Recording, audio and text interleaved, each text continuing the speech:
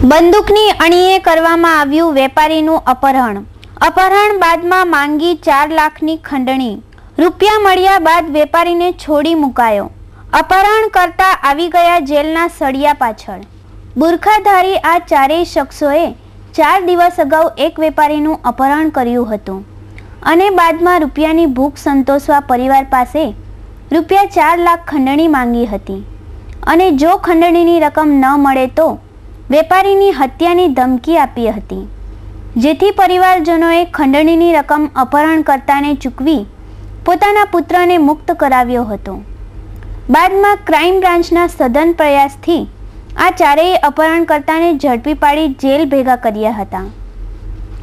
વાત છે અડાજણ શાંતિ પેલેસમાં રહેતા અને કાર એસેસરીઝનો ધંધો કરતા વિરાજ શાહની. વિરાજનું બંદૂકની અણીએ તેની જ કારમાં અપહરણ કરવામાં આવ્યું હતું અને બાદમાં અજાણ્યા શખ્સોએ વિરાજના ફોન પરથી જ વિરાજનું અપહરણ કર્યું હોવાનું જણાવી રૂપિયા 4 લાખની ખંડણીની માંગણી કરી હતી. આ ધમકીભર્યા ફોન બાદ પરિવારજનો દ્વારા અડાજણ પોલીસ મથકમાં અપહરણ અંગેની ફરિયાદ નોંધાવાઈ હતી, જેના આધારે અડાજણ પોલીસે તપાસ હાથ ધરી હતી. દરમિયાન અપહરણકારો વિરાજ શાહને તેની જ i10 કાર નંબર GJ5 CQ1388માં બેસાડી મધ્યપ્રદેશ લઈ ગયાની વાત મોબાઈલ ફોનના લોકેશન ટ્રેસ કરતા બહાર આવી હતી. આ દરમિયાન બદમાશોએ વિરાજને છોડવા માટે 4 લાખ રૂપિયાની માંગણી ચાલુ રાખી હતી. આ રૂપિયા સુરતમાં જ ચૂકવવાની વાત આવતા પોલીસ પણ ચમકી ગઈ હતી. વેપારી વિરાજને છેક મધ્યપ્રદેશના ધાર જિલ્લામાં બંધક બનાવ્યો હતો. જ્યારે ખંડણીની ચૂકવણી સુરતમાં કરવાની વાત આવી હતી, જો રૂપિયા નહીં ચૂકવાય તો વિરાજના જીવનને જોખમ થાય એમ હોવા ઉપરાંત પરિવારના આગ્રહને વશ થઈ ખંડણીની રકમ ચૂકવી દેવામાં આવી હતી. બદમાશોએ પણ તેમનું બોલેલું પડતા 4 લાખ રૂપિયા મળતા જ વિરાજને કાર સહિત મુક્ત કરી દીધો હતો. વિરાજ હેમખેમ ઘરે પાછો આવ્યો. ત્યારબાદ અડાજણ પોલીસ ઉપરાંત ક્રાઇમ બ્રાન્ચે બદમાશોને ઝડપી પાડવા કવાયત તેજ કરી હતી. ક્રાઇમ બ્રાન્ચને આવી બાતમી મળી હતી કે અપહરણકાંડમાં સંડોવાયેલા બદમાશો GJ5 BQ438 નંબરની વિક્ટર મોટરસાઇકલ ઉપર કડોદરાથી સુરત આવી રહ્યા છે, જેના આધારે પર્વત પાટિયા જૂના જકાતનાકા પાસે વોચ ગોઠવી આ બાઇક ઉપર આવેલા 3 યુવકોને ઝડપી લેવામાં આવ્યા હતા. પોલીસે આદર્શ ઉર્ફે પિયુષ પરમાનંદસિંહ રાજપૂત, ચંદનકુમાર ઉર્ફે મુકેશ નિત્યાનંદ પાંડે અને રૂપેશ કુમાર ઉર્ફે વિક્કી શંભુશરણ તિવારીને ઝડપી લીધા હતા. તેઓ પાસેથી તપાસ દરમિયાન 3 કારતૂસ, 1 છરો, રોકડા રૂપિયા 2 લાખ તથા 8 મોબાઈલ ફોન મળી આવ્યા હતા. ત્રણેયની પૂછપરછમાં ચોથા સાથીદાર સંતો દૂધનાથ ભગતને પણ પકડી લેવાયો હતો. સંતોષનું લોકેશન વરેલીના પટેલનગર શિવકૃપા કોલોનીમાં મળતા ત્યાં દરોડા પાડ્યા હતા.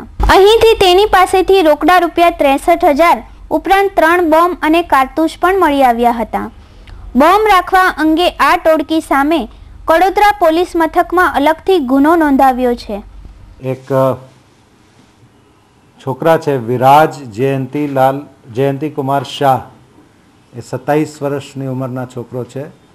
અડાજણમાં રહે છે. એમના એક્સેસરીઝ છે, ઓટોમોબાઈલની એમની બિઝનેસ છે.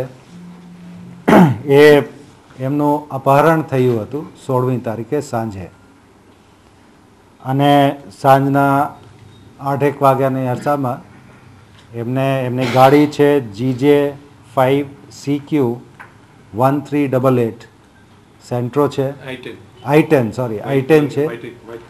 એમાં એમની ગાડીમાં જ જબરદસ્તી ઘૂસી જઈને એમના અપહરણ કરવામાં આવ્યું હતું અને છેલ્લા 4 દિવસથી અમારી તપાસ ચાલતી હતી. કારણ કે આ થોડું સેન્સેશનલ હતું અને સેન્સિટિવ હતું. એમાં જેની કેપ્ટિવિટીમાં છોકરા હતા એ પૈસાની ડિમાન્ડ કરતા હતા. 4 લાખ રેન્સમની ડિમાન્ડ કરી હતી અને કિડનેપિંગ કરીને એમને બીજા રાજ્યમાં લઈ જવામાં આવ્યું હતું અને જે રેન્સમની ડિમાન્ડ હતી એ અહીંયા લોકલ કરવામાં આવી હતી. તો પછી અમે નક્કી કર્યું અને એ દિવસમાં અમારું સદભાવના મિશનનું જે બંદોબસ્ત છે એમાં આખી પોલીસ બિઝી હતી. ક્રાઇમ બ્રાન્ચ અને અડાજણ પોલીસ સ્ટેશનના ઓફિસર અને ઝોન 4ના ડીસીપી અને એસીપી એ લોકોની ટીમ આમાં કામ કરતી હતી. ચૂંકી આમને ડિમાન્ડ અહીંયા હતી અને જે વિક્ટીમ હતો એ બહાર હતો એટલે એમની જાનની ફિકર પહેલાં હતી અમારે. એટલે અમે ટ્રેપ ગોઠવીને એમના રેન્સમની ચૂકવણી કરવામાં આવી.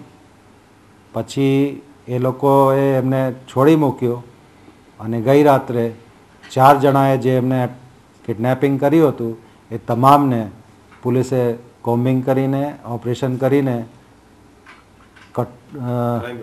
ક્રાઇમ બ્રાન્ચ છે ક્યાંથી કડોદરાથી 3 જણને સુરતમાંથી પકડ્યા છે.